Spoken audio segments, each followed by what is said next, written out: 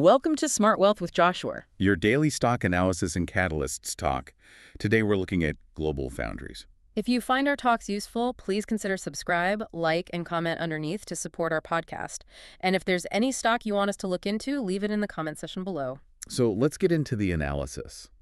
I think the place to start here is the bigger picture, because Globalfoundries is it's positioned right in a cyclical trough for the semiconductor industry. Right. The whole industry has been in a bit of a hangover period. Exactly. But what's interesting is that while the surface looks weak, there are some pretty big shifts happening underneath that could set them up for a multi-year breakout. And that's really driven by AI and geopolitics, from what I can see. That's it. So to set the stage, the company themselves have called this a trough year, and you can see it in the numbers. Annual revenue, for instance, it declined from about $7.6 billion back in 2022 to a projected, $6.1 billion for 2024? Okay, so that confirms the downturn is real. It's not just talk. No, it's definitely real. And this is where it gets interesting when you dig into the recent financials, right? Because even as they're going through this low point, their efficiency it's really starting to shine. What are you seeing there? Well, if you look at the Q3 2025 results, revenue was almost $1.7 billion. That's still down about 3% year over year, so, you still see that softness. Okay, still down slightly. But here's the kicker. Net income surged. It surged by 40% year over year to $249 million. Wait, hold on. 40% net income growth, while revenue is still declining. How does that work? Is that just aggressive cost cutting? It's a huge part of it. It's really a testament to their operational leverage and, very tight cost control. They seem to be managing their inventory cycles and fab efficiency way better than in past downturns. Right, and that points directly to their margin resilience. Their non-IFRS gross margin in Q2 2025 was, 27.6%? Yeah, in the high 20s. Which is pretty solid for a down cycle. It's very solid. And that tells you two things. One, like you said, cost management is working. But two, and this is key for the future, they're shifting their product mix toward richer, more profitable chips. So they're prioritizing value over just sheer volume. Precisely. That mix shift is protecting their profits now, and it's basically preparing the ground for the next big structural growth phase. Okay, so let's talk about that growth. Yeah. Let's move from managing the downturn to what's actually going to drive them forward. Because that rich product mix you just mentioned seems to be all about two areas. First, their communications infrastructure and data center businesses, it's booming. Right. Well, everything else like mobile and consumer stuff was weak. This segment just popped. It really did. Revenue for that part of the business grew 32% year over year in Q3 2025. That's up to $175 million. 32%. That's not a cyclical bounce. That's structural growth. Yeah. And it's all about the AI build-out. 100%. It's being driven purely by AI, data center demand, and high-speed networking. And this brings us to this idea that the company keeps talking about, physical AI. Yes. This is a really important takeaway. Most people hear AI and they immediately think of, NVIDIA GPUs in the cloud. The big brain training the models. Exactly. Globalfoundries is targeting what happens next. Physical AI is about moving those AI capabilities out of the cloud and into the real world. So things like robotics, smart sensors, connectivity. And critically, power conversion. All these new devices need highly efficient chips to manage power. That's what physical AI is. So we're not talking about the massive brain chip. We're talking about all the specialized plumbing that makes AI work in a car or a factory. You got it. It's the plumbing. And the scale of this market is it's huge. Management estimates that their part of the physical AI market, their serviceable addressable market, will be over $18 billion by 2030. $18 billion. Compare that to their roughly $6 billion revenue base today. And you see a growth path that is totally separate from the ups and downs of the smartphone market. They're planting a flag in a new field. And that leads perfectly into the second pillar, which is automotive. This isn't a small-side business anymore. It's already about 25% of their wafer revenue. Yeah, it's on track for about $1.5 billion in revenue for 2025 alone. That's a huge business already. And they're projecting it becomes a multi-billion-dollar business for them by 2030. That growth comes from, a few key trends. The massive adoption of EVs, for one. Right, and also all the ADS, the advanced driver assistance systems, the self-driving components. And just the sheer amount of power management chips that go into these new software-defined cars, it's a whole different level of complexity. So in a way, they're building the specialized electrical system that the self-driving car runs on. That's a great way to put it. The chips that manage the battery, control the radar, connect the sensors, they need to be incredibly reliable. And they're often made with specialized processes that the biggest foundries, frankly, don't want to bother with. Okay, so let's drill down on that. Their competitive position. In a market with giants like TSMC, how do they even compete? This is maybe the most important thing to understand about them. Their moat is specialization. They are a pure-play specialty foundry. So what does that mean in simple terms? Think of it this way. TSMC is like a giant, super efficient factory making billions of units of the latest, most advanced thing, the 3-nanometer chip. Okay. Globalfoundries is more like a high-end bespoke workshop.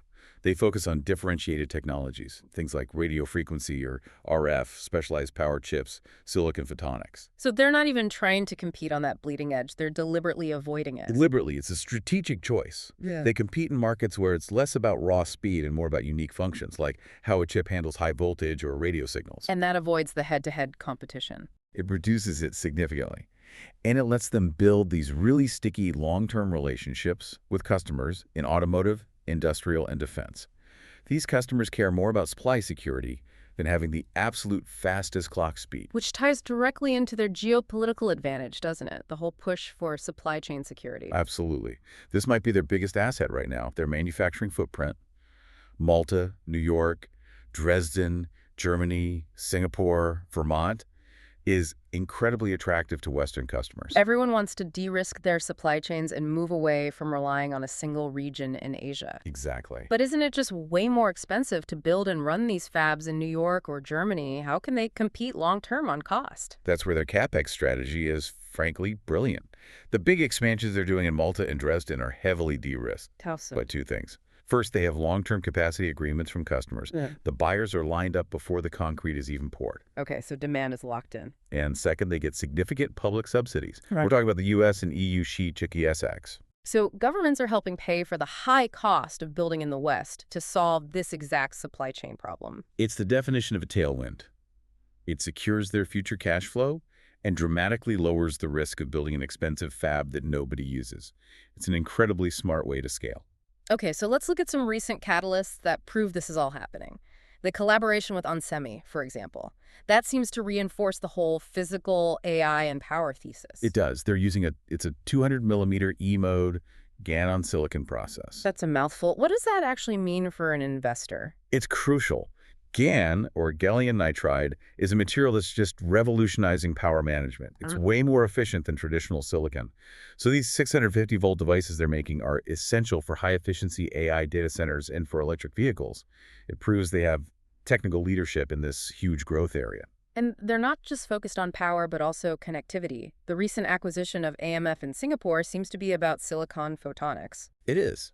As data centers get bigger, you can't use copper wires to move all that data around. It's just too slow. You need to use light photons. Right.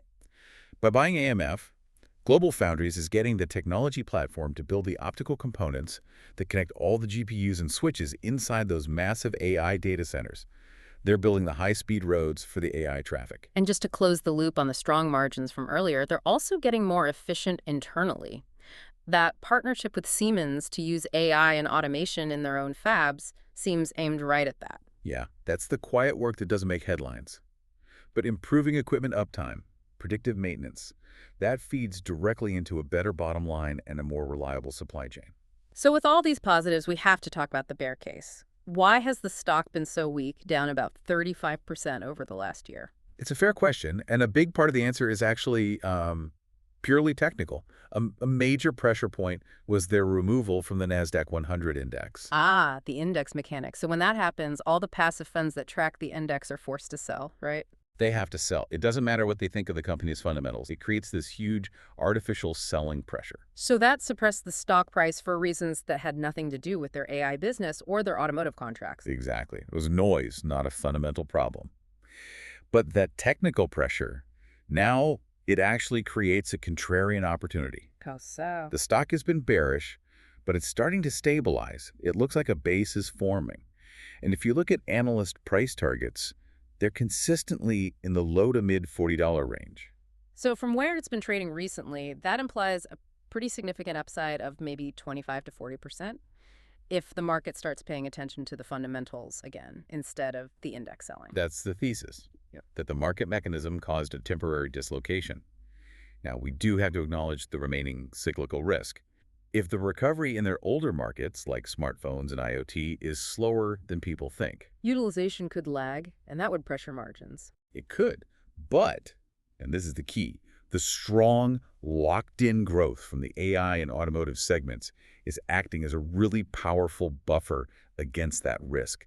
They're replacing soft legacy business with high-value structural growth. So putting it all together, what's next? What should people be watching for? The next key event is the earnings report. That's expected around mid-February 2026. And that's where investors will be looking for confirmation of this story. Right. They'll want to see that sequential stabilization in revenue and, more importantly, confirmation that data center and auto are still accelerating. That proves the mix shift is real and permanent. So what's the final takeaway for someone listening to this?